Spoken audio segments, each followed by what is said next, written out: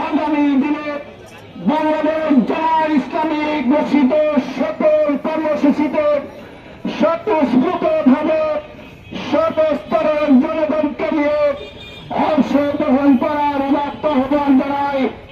আজকের এই মিছিল সফল করার জন্য সর্বস্তরের জনগণ এবং জামায়াত শিবিরের নেতৃবৃন্দ কর্মীদেরকে আন্তরিক অভিনন্দন শুভেচ্ছা জানিয়ে আমার বক্তব্য এখানে শেষ করছি।